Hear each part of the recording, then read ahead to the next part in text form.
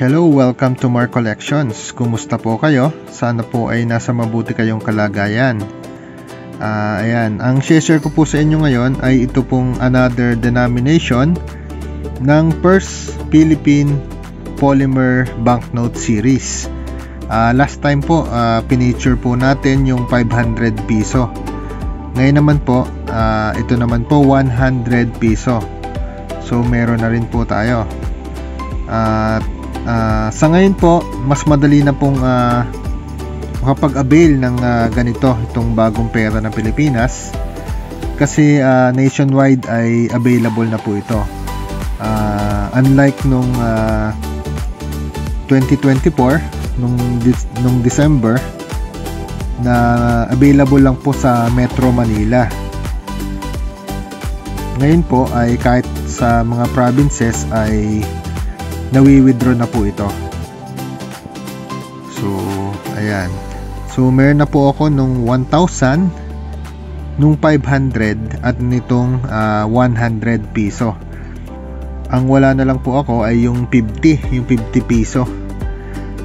Medyo challenging po yon kasi hindi po siya nawi-withdraw sa ATM. Kasi nga po, sa ATM, ang lowest denomination na pwede mong ma-withdraw ay 100 pesos. So hindi pwedeng mag-withdraw ng below 100 like 50. So yun po. Kaya medyo challenging din para magkaroon ng 50. Pero yun nga, hindi naman po tayo nagmamadali at eventually ay magkakaroon din tayo noon. Yan. Pero so yan nga po, ito nga po yung 100 piso. Ito po ay polymer na, hindi na po papel. At tulad nung sa last series na NGC. Ayan. So, i-compare po natin dun sa dati. Ayan. Ito po yung NGC series. At yung ito naman po yung polymer. Ito ay papel, ito naman ay plastic. Gawa sa plastic or polymer. Ayan. So, yan po ang difference.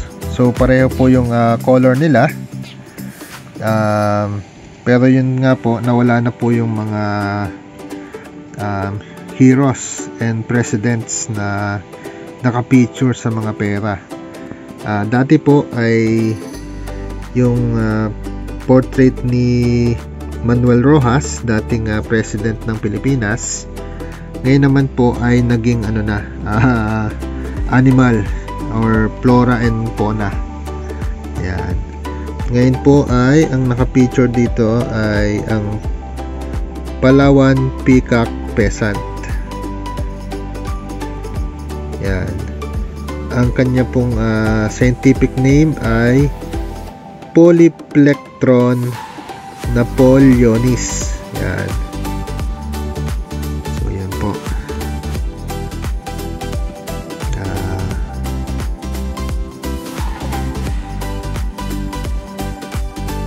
And then another difference po ay ito po yung dalawang transparent window.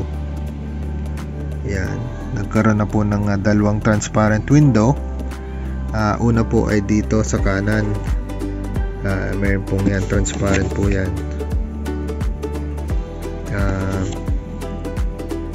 May kita po yung logo ng Republic of the Philippines o Republika ng Pilipinas, saka po yung Bangko Sentral ng Pilipinas seal or BSP seal. Yan. Then dito naman po sa left side, ito naman po ay image ng isang orchid na ang scientific name ay Ceratocentran Peselli. Yan. Doon po sa 500 orchid din yung image or yung shape. Pero ibang orchid naman po. Pakita ko po sa inyo. Ito po yung sa 500 yan. Magkaiba sila ng shape. Pero pareho silang orchid. Kasi ang pinipicture po ngayon dyan sa transparent window na yan ay mga plants. Yan. Yung sa 1,000 sampagita naman. Ito po, pakita ko sa inyo. Yan. Shape naman po ng sampagita. Yan. Okay, so yan po ang sa 100. And then, ano pong difference? Yung po, yung 100 mas maliit po dito sa polymer. Yan.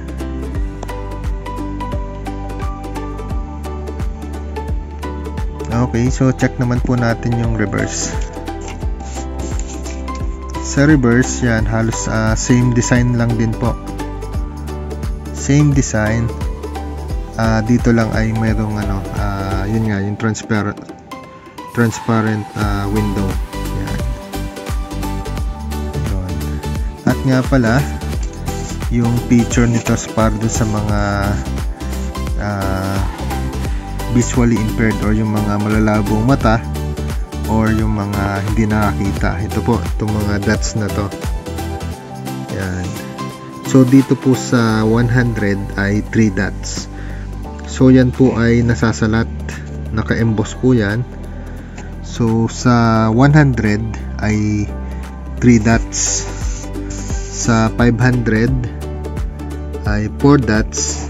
Sa 1,000 naman ay 5 dots. At dun sa 50 ay 2 dots. So yan po, pwede po yung pwedeng dyan nyo po i-base para malaman nyo kung anong denomination yung hawak nyong pera. Yan. Okay, so yan lang po muna. Yan po ulit ang 100 peso na polymer or under ng First Philippine Polymer Banknote Series. Ayan. Okay, salamat po sa inyong panonood. Abangan nyo po ang ating mga susunod pang videos. Ayan. So kung hindi po naman po makakaabala ay baka po pwedeng pa-like naman po at pa-subscribe na din po. Ayan. Maraming salamat po. So ayan, hanggang sa muli po. Ingat po kayo palagi. God bless you po. Bye bye po.